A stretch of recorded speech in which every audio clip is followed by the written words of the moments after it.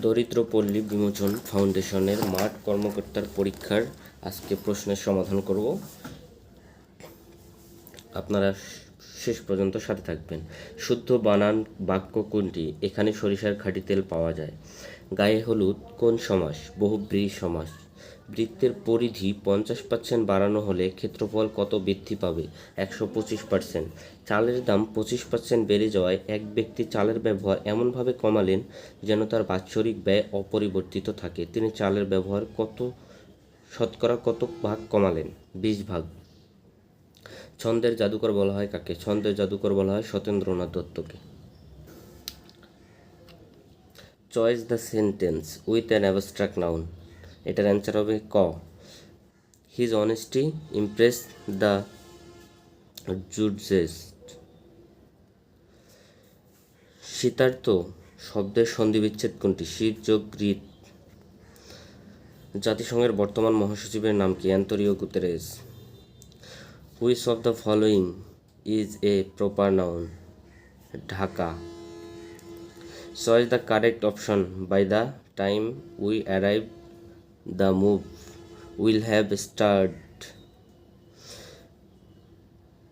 ঋজু শব্দের বিপরীত শব্দ কোনটি? বক্র।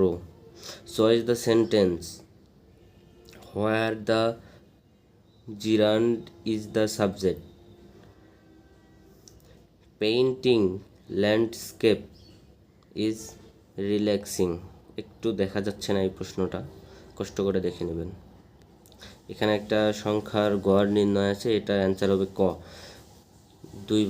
1/2। তিনটি ধারাবাহিক পূর্ণসংখ্যার গুণফল 120 হলে এদের যোগফল কত?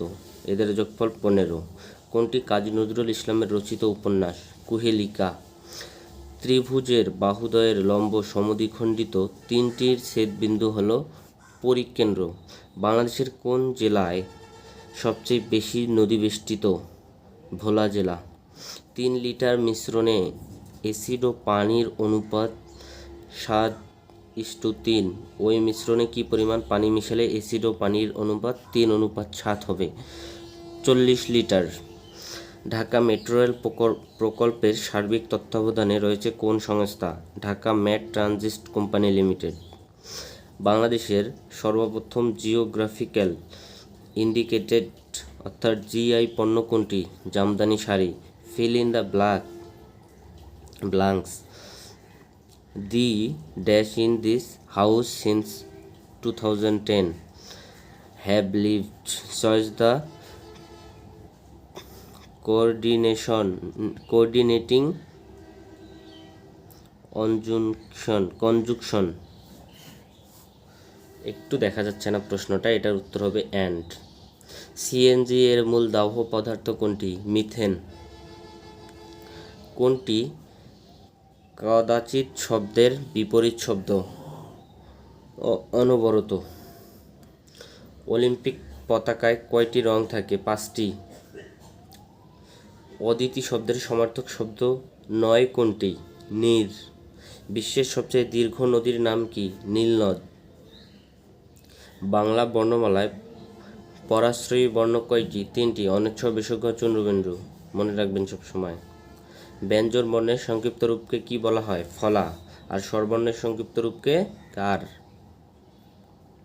পরবর্তী প্রশ্ন। 13 সেমি ব্যাসার্ধের বৃত্তের কেন্দ্র হতে 5 সেমি দূরত্বে অবস্থিত জ্যায়ের দৈর্ঘ্য কত সেন্টিমিটার? 24 সেন্টিমিটার। কোনটি সাংবিধানিক প্রতিষ্ঠান নয়?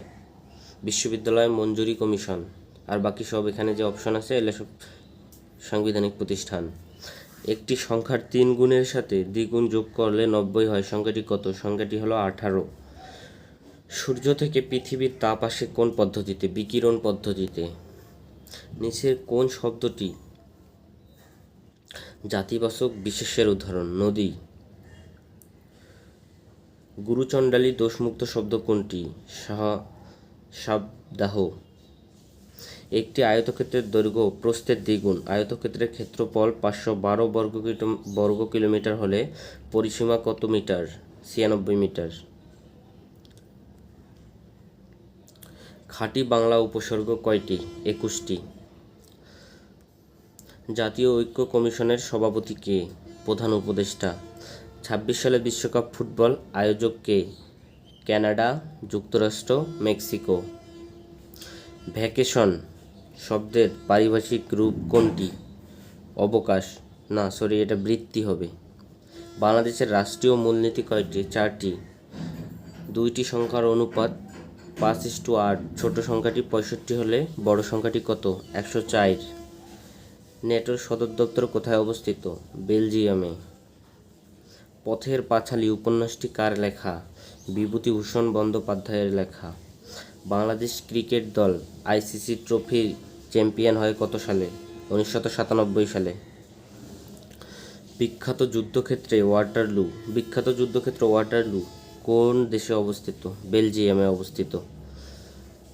এই ছিল আজকে তোমাদের জন্য অতি গুরুত্বপূর্ণ 60টি এমসিকিউ এর সমাধান। আশা করি ক্লাসটি ভালো লাগছে। ক্লাসটি লাইক, কমেন্ট, শেয়ার করতে ভুলবেন না। আগামী ক্লাসে আবার দেখা হবে। সেই পর্যন্ত সুস্থ থাকো, ভালো থাকো। আল্লাহ হাফেজ।